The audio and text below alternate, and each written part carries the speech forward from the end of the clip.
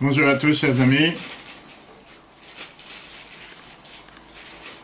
Nous sommes aujourd'hui la paragraphe de, rappelez-moi, Boker Tov, exactement, pour tous ceux qui se sont bien réveillés, tous ceux qui sont de bonne humeur.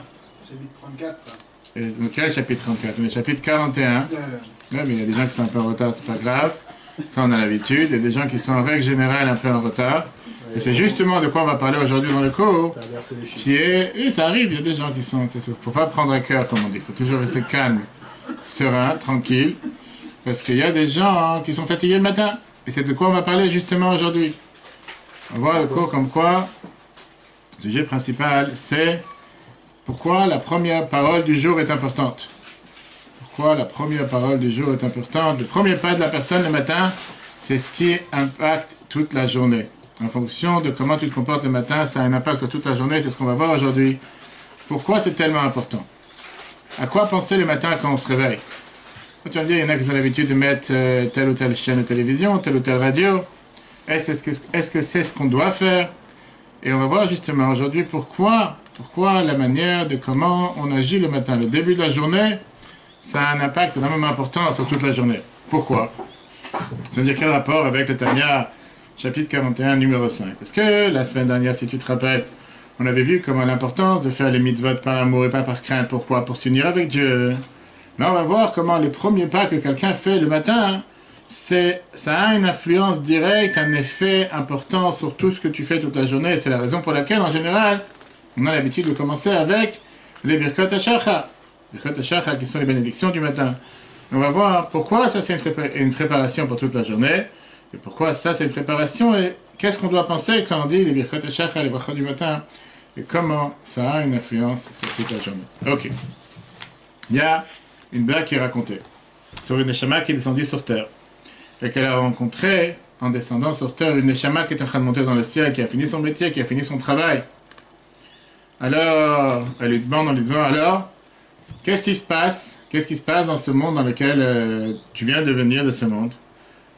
Alors la Neshama qui était sur terre, elle lui dit, tu te rends compte, dans le monde d'en bas, avec 1 centime, tu peux faire une mitzvah et t'attacher avec Dieu. Alors la Neshama qui descend vers le monde d'en bas, elle dit, ah, c'est merveilleux, si c'est comme ça, c'est quelque chose que faut que je fonce. La Neshama qui est en train de monter en haut, elle lui dit, écoute-moi une chose, le problème n'est pas qu'est-ce que tu peux faire comme mitzvah avec 1 centime, le problème est que jusqu'à ce que tu reçois ce centime, ta Neshama elle sort. Tu n'as plus d'espoir. En 2 mots, oui, c'est le contraste qu'on a vu les dernières semaines dans les Pirkei Avot. C'est ce qu'on va voir aujourd'hui. Que autant un juif, il est prêt à mourir avec Messirut Nefesh. Donner son âme pour Dieu. Je suis un juif, je donnais ma vie pour Dieu. Mais combien de juifs sont prêts à vivre avec Messirut Nefesh? On parlait hier soir, on avait un shiva ici à Betravad. Combien de gens, avant de mourir, ils veulent qu'on s'occupe d'eux, qu'on fasse un kaddish, qu'on fasse ce qu'il faut. Mais de leur vivant, ils n'avaient pas forcément la même approche par rapport à la religion. De leur vivant, c'était quoi? La religion, ça ne me parle pas, c'est pas pour moi. Mais avant de mourir, ils demandent, je t'en supplie, fais pour moi une mitzvah. Et c'est vrai qu'avant de penser à mourir comme un juif, c'est important de vivre comme un juif. Vivre comme un juif tous les jours. Et ça commence du matin. Depuis le début du matin, quand on se réveille. Et c'est ce qu'on va voir aujourd'hui. Quel impact ça a, le fait de commencer la journée du pied droit. Alors voilà, on va demander à nos intervenants qui sont présents aujourd'hui, qu'est-ce que tu fais la première chose le matin en se réveillant, en commençant d'abord par celui qui est venu avec une perruque. Vas-y, dis-moi. Après, mais la faute en plus pour savoir s'il peut se couper les cheveux, pas se couper les cheveux. Vas-y. Quelle est la première des choses à faire le matin? Modéani. D'accord, Modéani. Une fois que tu as dit Modéani, next, c'est quoi la deuxième chose? Je dis bonjour avec les mains à ma femme. Tu dis bonjour à ta femme. C'est bien. Vas-y, magnifique, tu vois. Il y a de l'espoir.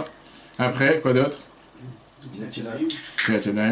Bref, en 2 mots, tu joues le religieux aujourd'hui. Magnifique. Tu fais tout comme il faut, etc. Bravo, très bien. Ok. Je m'habille, je prends ma douche. Ah, vous avez entendu qu'au moins il s'habille le matin. Il y a des gens qui s'oublient de s'habiller. La dernière fois, si tu te rappelles, on avait vu justement qu'on a l'habitude de dire les Shem Yichud. Shem Yichud, Kutshab, Yichud, Shrinta, etc. Oui. Non, quel rapport avec Modani? On a vu vraiment chaque mitzvah. On a vu que la réalité elle est que la majorité des gens n'ont pas forcément à faire parce qu'ils sont en train de dire Shem Yichud. Est-ce que ça parle? Est-ce que ça parle pas? Est-ce que ça veut dire quelque chose? Est-ce que ça veut rien dire? Et on va voir justement aujourd'hui, est-ce qu'un juif, il est capable de faire des mitzvot par amour sans d'autre intérêt, juste parce que c'est ce que Dieu m'a demandé, c'est ce que j'aime faire, pour ça je fais. Je n'ai pas essayé notre intérêt. Il y en a qui te disent que puisque l'homme il est égoïste, tu ne veux pas demander à la personne de faire des mitzvot par amour et vouloir s'attacher avec Dieu, mais il faut parler à l'humain en langage de qu'est-ce que tu es intéressé, qu'est-ce qui t'intéresse dans la vie. Le convaincre que faire une mitzvah, tu vas voir le paradis, le Gan Eden, où tu vas avoir de la gloire, tu vas avoir de l'honneur, tu vas avoir du kavod, pas du Covid. Et Dieu nous en préserve. Le contraire, si quelqu'un ne fait pas une mitzvah, tu risques d'avoir... tu devrais être responsable pour tes actes, etc. Ça, c'est dans le langage, on va dire, courant. Viens à la chassidoute. Et c'est la parachat, c'est le sujet de cette semaine pour tout celui qui a écouté le cours de lundi soir sur quelle était la nouveauté de Rabbi Shimon Bar Yochai, Rashbi, dont la Iloula ce vendredi, qui a dévoilé le Zohar, le secret de la Torah. Viens à la chassidoute et te dit, écoute-moi, cher ami, chaque juif a cet amour naturel envers Dieu et veut s'attacher avec Dieu du plus profond de lui-même. Ça suffit largement pour pouvoir faire en sorte qu'il a cette pulsion de vouloir faire les mitzvot. Tu n'as pas besoin de convaincre avec salaire, récompense. Est-ce que tu vas lui faire peur en disant, on va savoir qu'est-ce qui peut te tomber sur la tête si jamais tu fais telle et telle chose et tu ne fais pas telle et telle chose. Surtout que la Torah, elle te dit clairement, elle te donne le devoir. Le plus c'est un béaf, tu aimeras Dieu ton Dieu. Donc ça va de soi qu'un juif, par définition, il aime Dieu. Il n'y a pas besoin de s'inquiéter, est-ce que c'est volontiers ou pas volontiers. C'est un amour qui est tellement profond chez les juifs qu'il est tellement prêt à mourir, même pour le Messiot Nefesh, pour donner son âme pour Dieu. À condition de ne pas se détacher de Dieu. Et on voit à travers l'histoire que beaucoup de juifs ont donné leur vie pour Dieu. On ne voit pas forcément de grands tzadikim, ou de grands tamidei chachamim, ou pas même des gens simples, même parfois des gens qui étaient considérés des fauteurs, même parfois des gens qui étaient considérés des rechaim. Quand on leur a mis devant le choix, est-ce que tu es prêt à te déconnecter de Dieu, ou bien faire avodah zara, idolâtrie, ou bien mourir pour le nom de Dieu, ils ont tous choisi Messiot Nefesh de rester attachés avec Dieu. Bereshit Rabbah nous raconte la fameuse histoire sur Yosef Meshita. Yosef Meshita a une très bonne histoire que quand nos ennemis sont rentrés dans le monde du temple, ils lui ont dit, rentre-toi d'abord, que rentre un de leurs, un des juifs qui rentre pour détruire le temple. Et ils lui ont dit, rentre et ressors avec ce que tu veux. L'objet avec lequel tu vas ressortir, ça sera le tien. Nous, on va voler tout ce qu'il y a du reste, toi tu ressors avec le tien. Il est rentré, il a sorti un candélabre en or. Alors ils lui ont dit, non, c'est pas normal que quelqu'un de simple comme toi va sortir, va te promener avec une candélabre en or. Le candélabre en or n'est pas fait pour toi. Alors ils lui ont dit, rentre encore une fois et prends maintenant quelque chose de convenable, pas un portable, je sais pas, un ordinateur si tu trouves dans le temple. Il a dit, je suis pas d'accord. Et Pinchas, il a dit, ils lui ont dit, on est prêt à te payer les impôts pendant 3 ans. Il a dit, je suis pas d'accord. Il a dit, pas seulement que j'ai énervé mon Dieu une fois, tu veux que je l'énerve maintenant une deuxième fois. Qu'est-ce qu'ils lui ont fait? Ils l'ont mis dans un champ dans lequel ils ont arraché sa peau avec des barres de fer et crié à voix haute, malheureux à moi que j'ai énervé mon Créateur. Je parle de quelqu'un qui n'était pas un tzaddik, qui est prêt au départ, qui est rentré. Il a dit, oui, je joue le jeu. Mais quand on l'a mis face à l'épreuve, il a dit, non, j'ai pas envie d'énerver Dieu, j'ai pas envie de faire quelque chose contre la volonté de Dieu. On voit ici clairement comment, à travers toutes les histoires, à travers toute l'histoire du peuple juif est pleine de personnes que de leur vivant, de leur comportement quotidien, pas forcément c'était les plus grands pratiquants, les plus grands religieux, mais quand ils ont été mis malheureusement face à l'épreuve, ils savaient clairement qu'est-ce qu'ils devaient faire. Alors, la question, comme j'ai dit tout à l'heure, si un juif il est prêt à mourir pour Messiot Nefesh, en donnant son âme pour Dieu, il a qu'à déjà vivre aujourd'hui avec Messiot Nefesh, dans la vie de tous les jours. Et comment on peut vivre avec Messiot Nefesh, avec une telle abnégation de soi?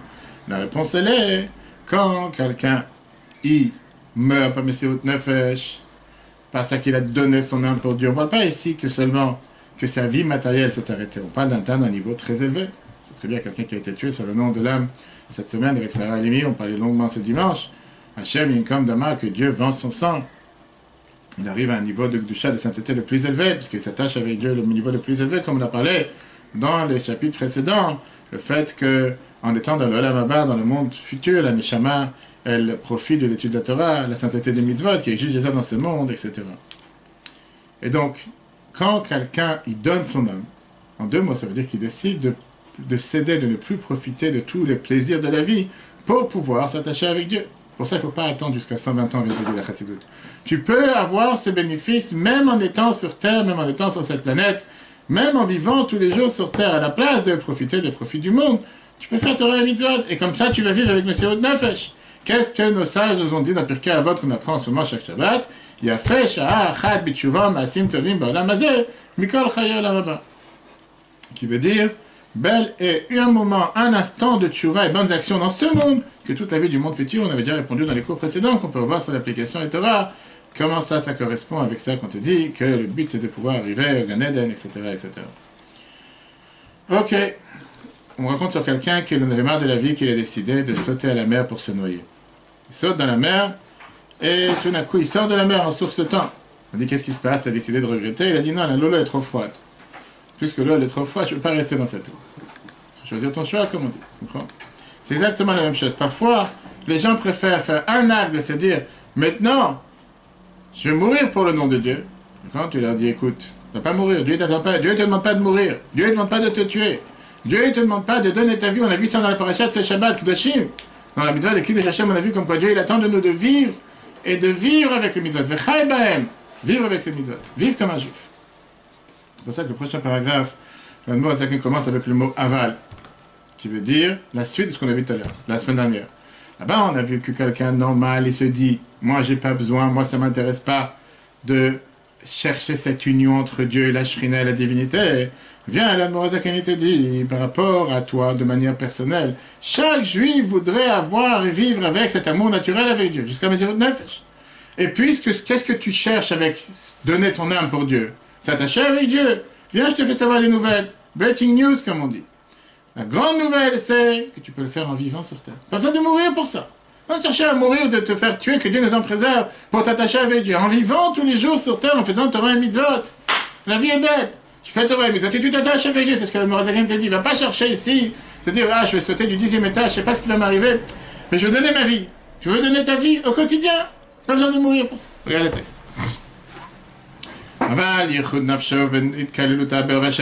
Fait d'unir son âme totalement avec Dieu, liot la chadim pour s'unir de manière parfaite jusqu'à ce que tu deviens un avec Dieu.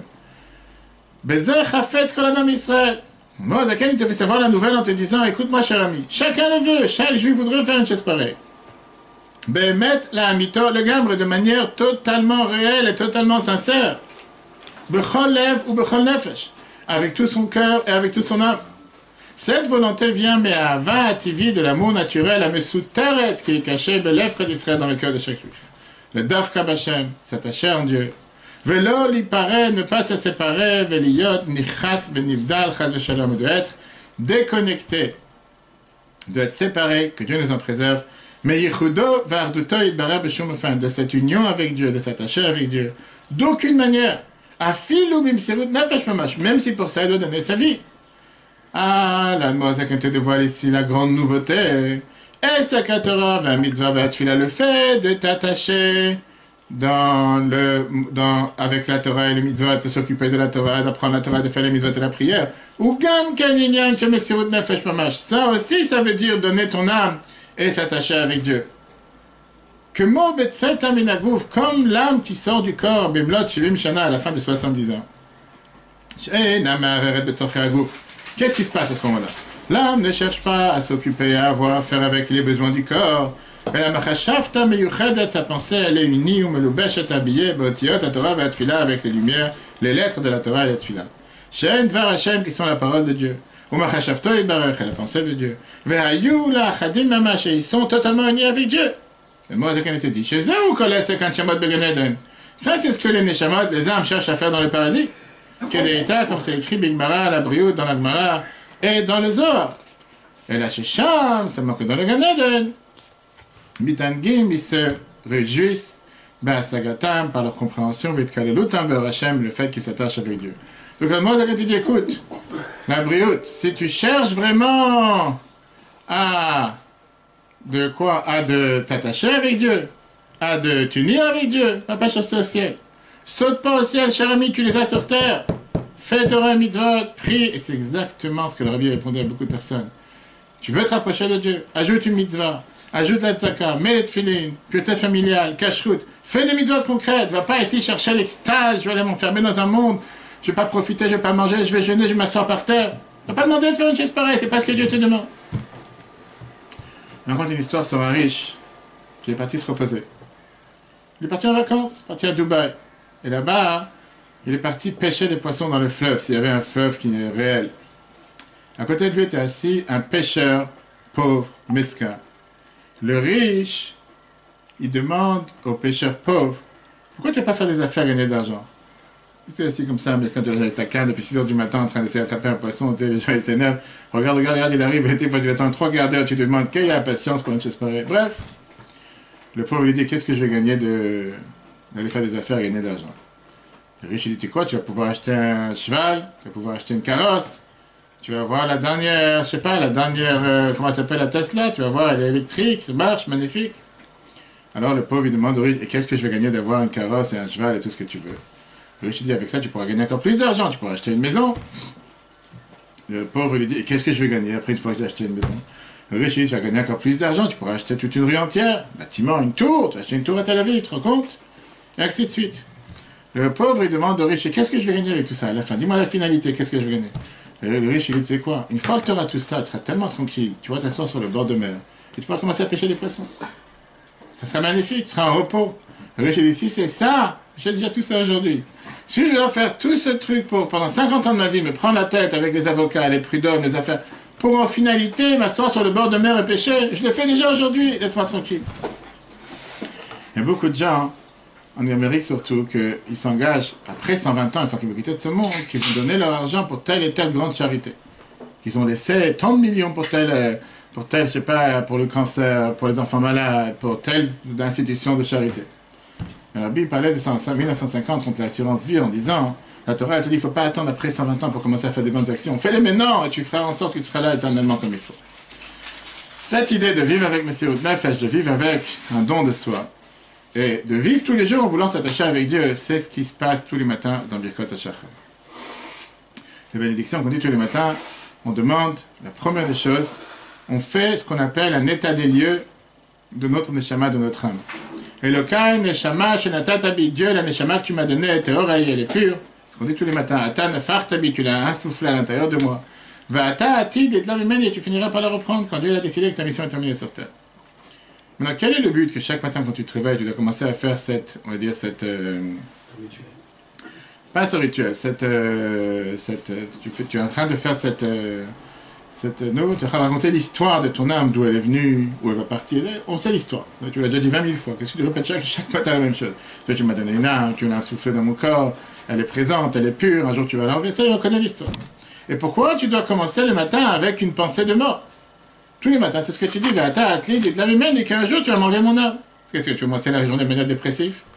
Il y a des gens que sans dire ça, ils sont déjà dépressifs. Il suffit qu'ils commencent à dire, ils comprennent ce qu'ils disent, ça y est, ils n'ont plus envie de se lever du lit, ils disent, laisse-moi tranquille, je ne serai pas dans la rue. Mais après, le sens simple, c'est une introduction à ce qu'on dit juste après. Qu'est-ce qu'on dit dans la phrase d'après, dans le même paragraphe? Kozman shaneshama bekirbi, modeh ani lefanecha. Chaque minute que l'âme est dans mon corps, je suis reconnaissant, je te remercie. Qui veut dire, Dieu m'a donné mon âme dans le passé, il va me l'enlever dans le futur. Mais c'est pas ça que je me focalise le matin. Je me focalise sur qu'en attendant, en présent, je reconnais à Dieu, je suis reconnaissant sur le fait que l'âme est dans mon corps. Ça, c'est le sens simple du verset. On sait que quand on fait la tefila, on a appris déjà plusieurs fois dans les chapitres précédents, qu'on peut revoir sur l'application et Torah, comme quoi on a le devoir de comprendre ce qu'on dit. Vers la Chassidut. Et la Chassidut explique comme quoi il y a ici un sens beaucoup plus profond. Tu te lèves le matin avec une déclaration. Déclaration sous le droit, sous l'honneur. Ribono shel olam, maître du monde. De la même manière que dans le passé, ma neshama était attachée à toi, avant qu'elle descende sur terre. Et dans le futur, elle va s'attacher à toi après 120 ans. Ça veut dire qu'en réalité, c'est toi, ma réelle existence. Pour ça que même au présent, j'ai envie qu'elle soit attachée avec toi. Pas seulement dans le passé et le futur, mais même au présent. Comment? Quand la neshama, elle sort du corps et après, elle monte dans le ciel. Qu'est-ce qui se passe? On dit qu'elle est attachée à Dieu avec toute son existence. Elle s'occupe de la Torah et la Tefila. Quand la neshama, elle se trouve dans le corps, elle peut faire exactement la même chose. J'ai pas besoin d'attendre qu'elle départ du monde, qu'elle départ de ce monde pour pouvoir s'attacher avec Dieu. Mais même en étant sur cette planète, tu peux t'attacher avec Dieu. Ce qui veut dire, en consacrant ma pensée, ma parole envers Dieu, à ce moment-là, je peux recevoir le même bienfait que si je devrais attendre que la neshama parte de ce monde. Ça, c'est des mots qu'on dit tous les matins. Et ça, c'est ce qui te donne, si tu veux, l'ordre de priorité chaque matin quand tu te lèves. À quoi faire sur terre. Si quelqu'un, il pense qu'il est tout le temps, il sera dans ce monde, automatiquement, il va investir toute sa vie seulement dans les plaisirs matériels. Et il va mettre les profits et les bénéfices matériels en haut de la pyramide, en haut, on va dire, de son ordre de priorité. Et quand tu te rappelles que ton Neshama ne vient pas de ce monde, et qu'il va venir un jour, qu'elle va sortir de ce monde, à ce moment-là, même maintenant, tu vas t'investir ton temps dans les choses spirituelles, pas les choses matérielles. Et tu vas faire les mitzvahs de manière que tu vas respecter un ordre de priorité qui est totalement différent. Et ça, c'est ce que la mot Zakel étudie dans le prochain chapitre, le prochain paragraphe. Vezeu, ça c'est la raison chez Tiknu B'Trila Birchot HaShachar, pour ça qu'ils ont instauré depuis le début du matin, dans les brachot du matin, Kodem HaTfila, avant la Tfila. Elokai Neshama V'chulu Ve'ata Nefarta V'chulu, Dieu, mon âme, c'est toi qui l'as soufflé en moi, Ve'ata Atiz Ditla Mimeni, et tu vas l'enlever de moi. Klomar, qu'est-ce qu'on cherche avec cette phrase tous les matins? Mais Achar She'ata Nefarta Bi, puisque c'est toi qui me l'as envoyé. Et de l'autre côté, c'est toi qui vas me l'enlever à la fin. La reine, c'est pour ça, mais à table, depuis maintenant, j'attends pas 120 ans. Ani Mosra Marzira Lecha, je te donne mon âme, je te la rends. Les Yarda Bardutecha, pour l'unir avec toi.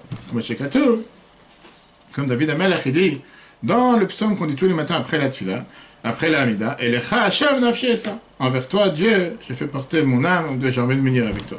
C'est très simple. Par ça que j'attache mon âme avec ma pensée avec ta pensée. Diburi b'diburcha, ma parole avec ta parole. Beotiot ta Torah va'atfila, avec les lettres de la Torah et de la prière. Ou bifrat ba'amira l'Hashem le nochach, et surtout en parlant à Dieu en direct. Baruch ata, béni sois-tu éternel notre Dieu. On parle comme si c'est notre copain. Ou karei gamna, je m'attache avec Dieu. Donc le moment dans lequel il te dit, écoute, tu veux pouvoir t'unir avec Dieu, tu veux pouvoir faire ce qu'il faut, ne va pas chercher la lune. Fais-le sur terre. Tous les matins, tu ne parles pas du fait que tu penses à la mort en te levant.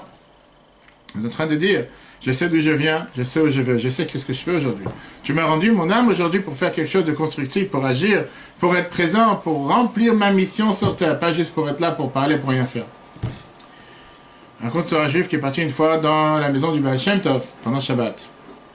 Il était invité chez le Baal Shem Tov. Après Shabbat, le Baal Shem Tov lui a dit, va à Mezrich, et passe un bonjour à mon élève principal qui était le Maguide de Mezrich. Après, il s'est dévoilé en étant le Maguide de Mezrich, et qu'au départ, il s'appelait Rabbi Dovber, qui était le maître du Admour Azaken, etc. Il s'est dit, certainement, je vais aller voir le Maguide, comme on connaît aujourd'hui beaucoup de babot, beaucoup de gens qui s'appellent aujourd'hui des grands Admourim en Israël, sans citer leur nom, qui ont des maisons, des palais très larges, avec les plus beaux meubles, qui sont considérés par la liste des plus grands riches en Israël, parce qu'ils amassent des millions et des millions et des millions. Il s'est dit certainement, je vais aller voir le Maguide, l'élève principal du Baal Shem Tov, il doit certainement avoir un château très large, des beaux meubles. Il arrive à Mezrich et il voit qu'il habite dans une maison qui est à moitié cassée, vieille, que la pauvreté, avec des cris de chaque coin de ce qui passe dans cette maison. Il a vu que dans la maison, il y a une planche de bois, que le matin, on utilise cette planche comme table, et le soir, on utilise cette planche comme lit. Transforme en lit. Il a donné le bonjour, il a transmis le bonjour du Baal Shem Tov. Il ne peut pas se retenir, il a dit, Rabbi, moi aussi je suis pas riche. Mais si tu viens chez moi à la maison de Kovem ordonnée, je sais pas, il y a une table, une chaise, il y a un lit, il y a quelque chose. Il y a un ordinateur, c'est il y a 300 ans en Russie. Pourquoi la maison elle est tellement abandonnée comme ça? Pourquoi elle est tellement délaissée? Et le Maguide de Mazet, tu lui réponds la phrase suivante. Dans la maison, c'est toute une autre chose. Quand tu es chez toi, tu peux comprendre. En 2 mots, ce monde, c'est pas la maison, ce monde, c'est du passage. Quand tu es chez toi, la maison, la vraie maison qui est là, on parle du Maguide, monsieur, ça va, on n'a pas parlé de toi. On parle du Maguide, t'énerve pas. Le Maguide te dit, quand tu es du passage, pas besoin d'avoir un confort. Quand tu es en vacances, tu es prêt à te confiner dans une chambre de 10 mètres carrés avec 5 personnes, les uns sur les autres, parce que tu es en vacances. Rabbi rigolait à chaque fois, plein d'humour que Rabbi avait quand il se moquait des gens qui vont en vacances en été, tellement riches. Rabbi te disait, t'as des gens qui sont prêts à aller en vacances en Amérique, c'est la... On appelle ça j'avais comment dire ça en anglais. Ils vont à la country. Country, c'est à 1 heure, 2 heures de New York, à la montagne. On lui dit, qu'est-ce qu'ils font là-bas? L'essentiel, c'est qu'ils ont un jus d'orange frais le matin, qu'ils se promènent en short, là, dit, comme les Kohanim dans le temple avec les petits pantalons, et qu'ils sont prêts à se confiner 10, 15, 20 personnes dans la même chambre, et au moins 10, on est parti en vacances. Ah, ils sont les uns sur les autres, ils n'ont pas le confort qu'ils ont dans la maison toute l'année, ils sont pas heureux, et ils reviennent, ils sont pas contents. Mais au moins, on est parti en vacances. Il parlait comme si les gens ils cherchent à se mettre dans des situations. Le Maguide, il n'était pas en train de parler du temps de qu'est-ce qui va se passer après 120 ans. Il s'est dit, toute la différence de la position dans laquelle tu te positionnes le matin, quel est ton essentiel? Est-ce que pour toi l'essentiel c'est les choses matérielles ou l'essentiel c'est les choses spirituelles? C'est sûr que le Maguide il parlait, sauf que dans sa vie il a fait son choix, que dans ce monde c'est du passage, ça ne l'intéresse pas, le monde futur c'est important. Mais il te disait l'exemple qu'il disait à cet élève.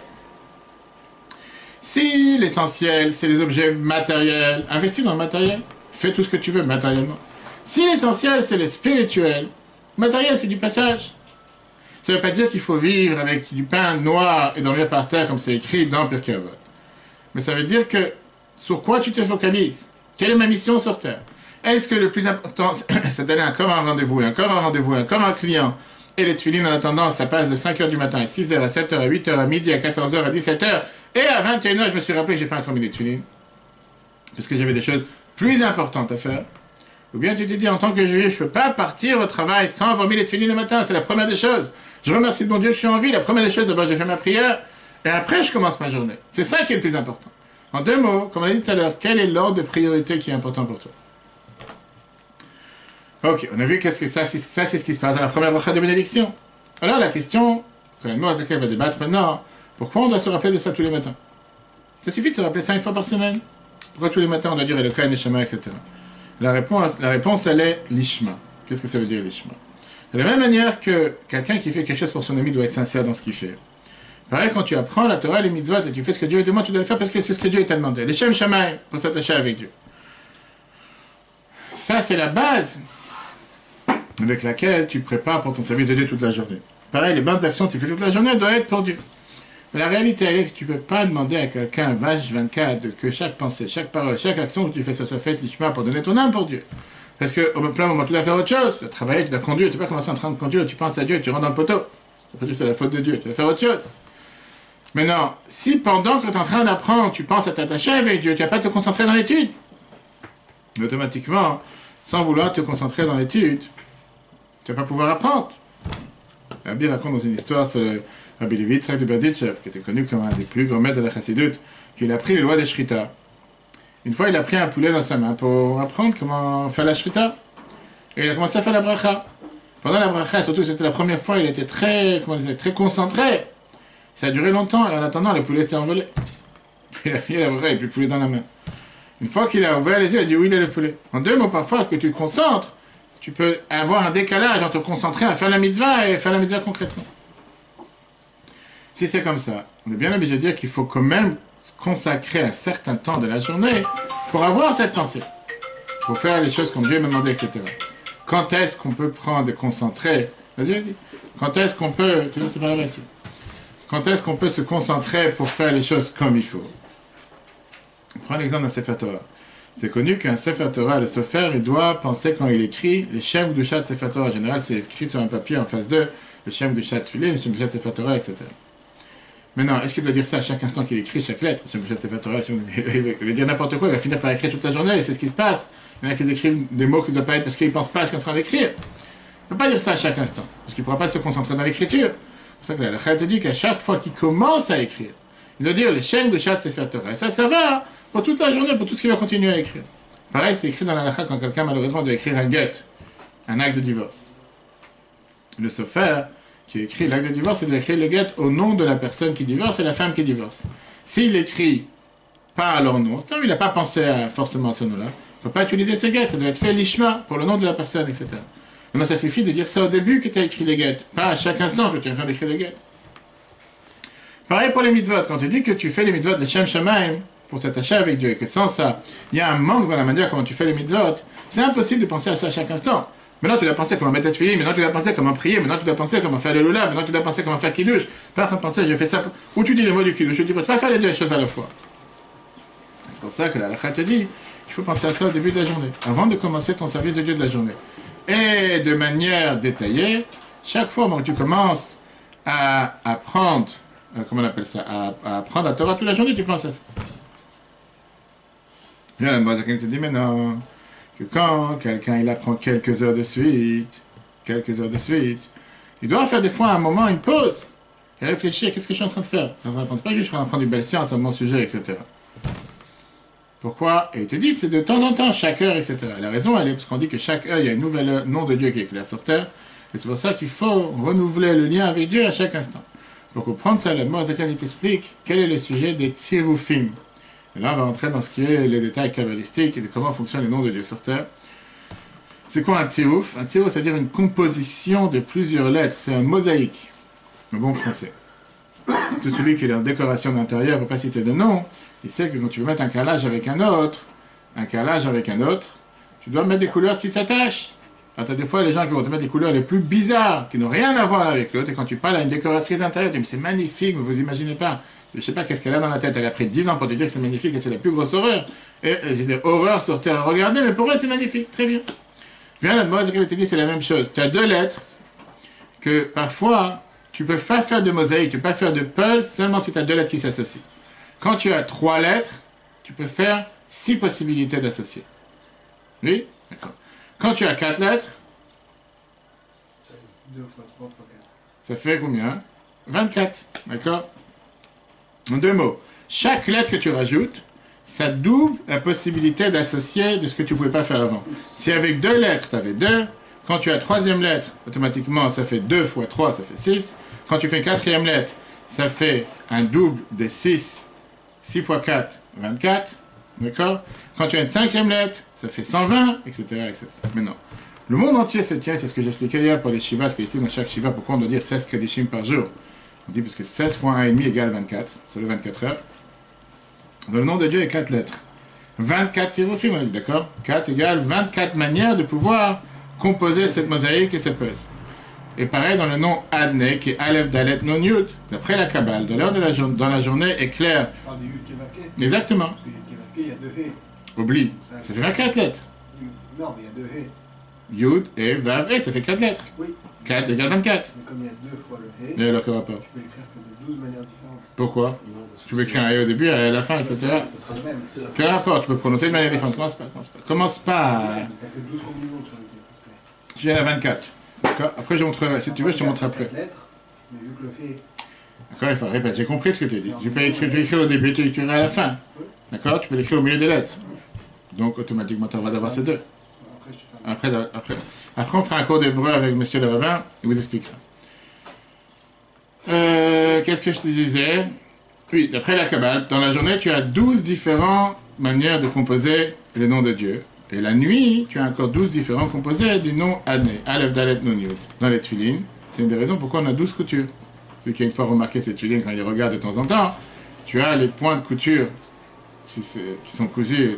Cette semaine, je parlais avec un juif qui m'a dit la différence de Rashi et Rabbeinu Tam, qui sur Rashi, la couture, le poil, il sort du côté, alors que Rabbeinu Tam, ça se ressent. C'est comme ça qu'on distingue les deux dans la boîtier des Shevroch.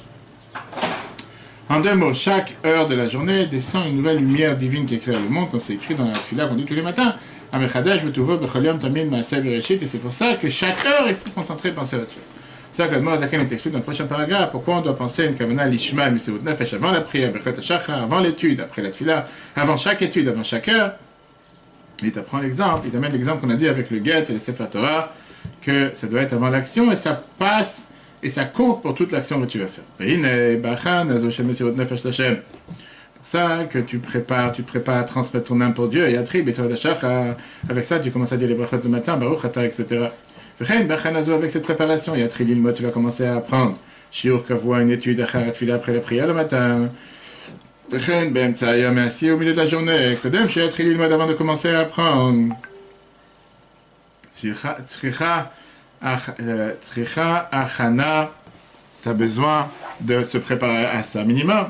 Que noda, comme c'est connu. Sheikar achana lishma, que l'essentiel de la préparation pour le nom de Dieu, le hakev, ça empêche. Sans ça, t'es pas quitte. Ça, c'est quand? Bitrilat alimud benenim, au début de l'étude. Ou comme beget, comme on vient d'histoire l'histoire, comme la dit par rapport au get, Sefer Torah par rapport à Sefer Torah, chez Sefrim lishma, qu'il faut les écrire pour leur nom. Pour le chien de Sefer Torah et pour le get, pour le nom de la personne qui veut divorcer et la femme qui divorce. Et c'est le hakev qui veut dire, c'est pas kasher si tu les as pas écrits lishma. Mais non, tu ne peux pas penser à ça à chaque instant. Vedayo, ça suffit. Chez Yomar, que tu dises, Bitrilat activa au début de l'écriture, Areini, Kotev, le Shem, Beshat Sefer Torah, je l'écris pour la douche de Sefer Torah, ou bien, quand tu écris le get, Lishmov et Lishma, pour le nom de la personne, de l'homme, et le nom de la femme, etc. Chez le maître, quand tu apprends, maintenant, plusieurs heures d'affilée, Yesh lo leitbonen, ba'chanazo, aniskeret el, tu dois méditer avec cette préparation qu'on a dit tout à l'heure, Bechol Shah Vesha, à chaque instant, Al-Kol Panim. Qui Bechol Shah Vesha, parce qu'à chaque instant, Hi Amshacha, tu fais descendre cette lumière. Acheret, une autre lumière, la mot élonym des mondes d'en haut, l'acheret atatonim, pour faire vivre les mondes d'en bas. Et ça que tu as fait descendre la lumière de le moment dans l'heure précédente. Ou par à sa source, comme c'est expliqué dans le Sefer Yetzira de la Kabbale. Mais toute la Torah et les bonnes actions du monde en bas. Parce qu'à chaque instant, Cholet règne sur terre, Tserouf 1, une composition, des 12 compositions avec lesquelles on peut adopter le nom de Dieu. Les 12 heures de la journée, et les 12 compositions du nom de Aleph Dalet Nun Yud, Belaïla Canada dans la nuit, comme c'est connu. C'est raconté sur l'Admor Azaken quand il était en prison. Ces interrogateurs, ils ont... Hein? Geôlier, merci. Ils ont voulu voir s'il était intelligent. Ils ont enfermé dans une chambre fermée. 4 murs fermés, il n'y a pas de fenêtre, ni de velux, c'est quoi que ce soit. Que le soleil ne peut pas pénétrer à l'intérieur. Et on laissé là pendant longtemps. Ils ont voulu savoir est-ce qu'il est capable de détecter la différence entre le jour et la nuit s'il a des panneaux solaires.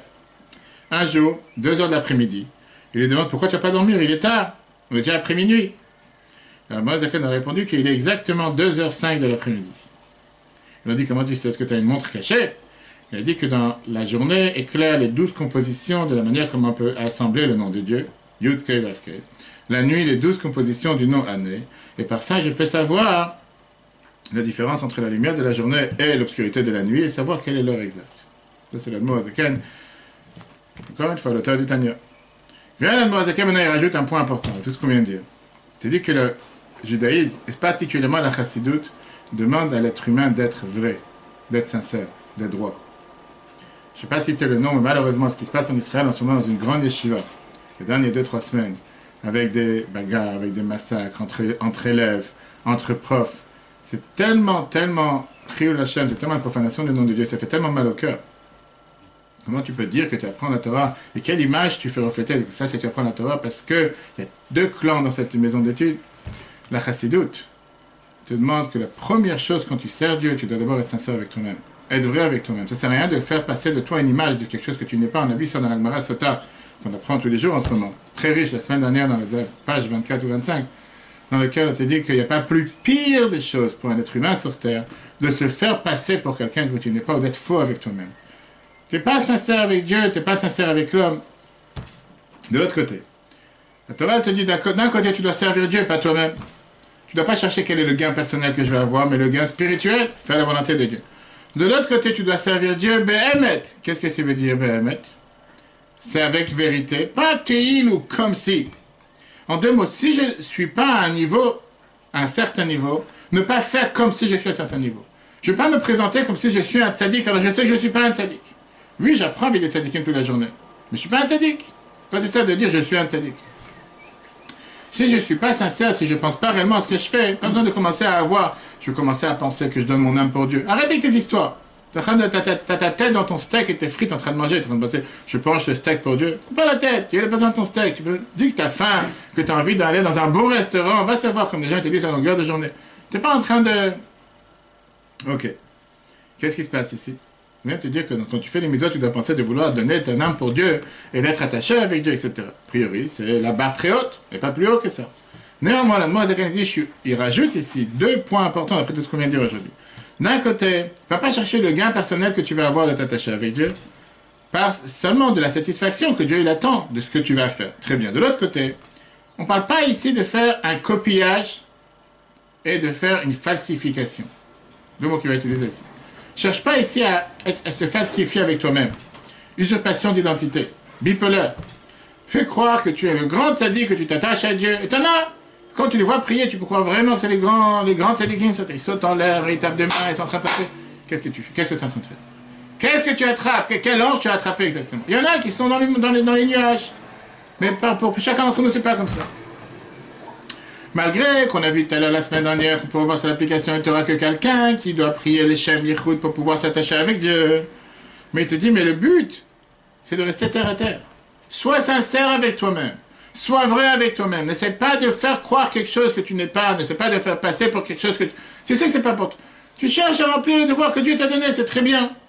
Mais il ne va pas monter au ciel. Parce que Dieu, il attend de toi d'être vrai, d'être sincère, pas d'être faux. Veine. Kol kavanatom imsirut nafsho, toute l'attention que tu dois avoir quand tu donnes ton âme pour Dieu à l'aide de la Torah, va-tu là en t'attachant avec la Torah et la prière, la halot, nitzut, c'est le coach de pouvoir élever l'étincelle divin qui est à l'intérieur de ton âme, l'imkoro à sa source. Tu dois le faire rak, qui est la sot nachadroa, pour faire de la satisfaction, donner de la satisfaction, les fanavid barer, à Dieu. Très bien. Que machal simchat ameler, comme la joie du roi, comme on a vu la dernière fois au début du chapitre 31. Bevo elav no yechido, quand son fils unique revient le voir, betzetom inashivir betasurim, en sortant de la prison, keniskal, comme on a vu avant. Vein et kavanazolad mozaket 17, attention que tu dois avoir, yamitit, met la amito le gambre. 4 mots.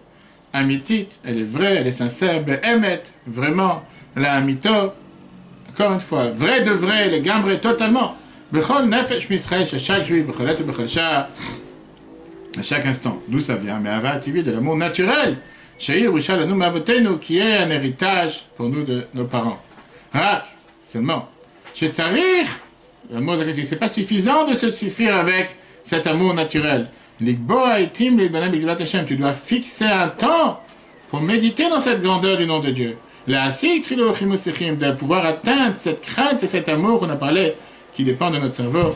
Et peut-être avec ça, tu vas arriver à avoir et à obtenir cet amour et cette crainte envers Dieu, comme on a vu la dernière fois.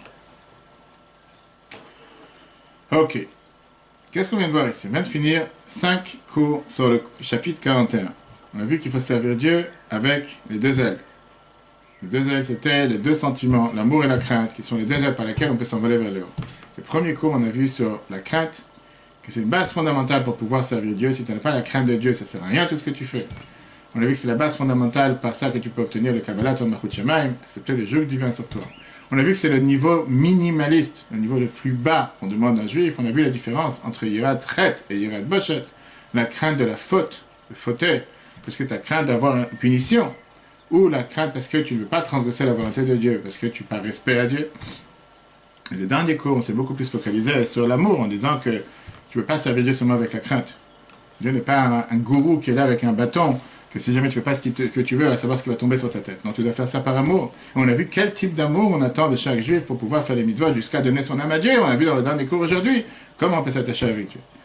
On a vu ici, si on résume le chapitre 41, quelle attention on doit avoir quand on prie le matin. Et le Kain et Shama, premier paragraphe des Brachot, que mon âme soit attachée avec Dieu, pas seulement dans le passé, dans le futur, mais au quotidien. Chaque jour, je m'attache avec Dieu, je remplis la tâche et la mission que Dieu m'a donnée aujourd'hui. Après, on prend le talit. Avec le talit, on accepte sur soi le Hol Malchut Shemaim, le joug divin. Après, on met le tefillin. Le tefillin, c'est de consacrer, quand c'est très bien, c'est écrit dans la Shulchan Aruch, que si tu ne penses pas à ça tous les matins en mettant le tefillin, tu ne pas quittes. Pourquoi on met la main à la tête? On dit tous les matins dans la prière, quand on pense à tefillin, de consacrer son cerveau qui est dans la tête à Dieu, et de consacrer les sentiments qu'il y a dans son cœur à Dieu. Avant de commencer la tefila, dans la lecture des pensées en général, au début du chapitre 41, que Dieu me regarde à chaque instant, il est présent dans tout ce que je fais, quand on dit les Shem Yichud, d'unir avec les mitzvot, par quoi vient les Neshamot, et Dieu, les Shem Yichud, on unit les dieux, on a vu la semaine dernière que ça ne soit pas déconnecté la divinité et l'action que je fais, quand ça vient la délivrance. Prochain chapitre, c'est Dieu la semaine prochaine, on verra dans le début du chapitre 42 la suite, comment arriver maintenant à cette crainte de Dieu, cette crainte naturelle.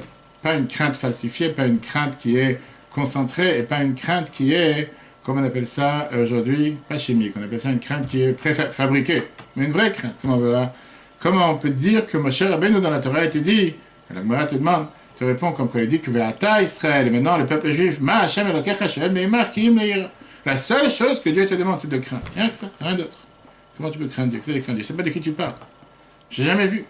La police, le policier avec le radar, je le vois. Dieu, je ne l'ai pas vu. Pourquoi tu veux que je le crains? Ça, on verra si Dieu la semaine prochaine. Le cours en replay sur l'application et Torah.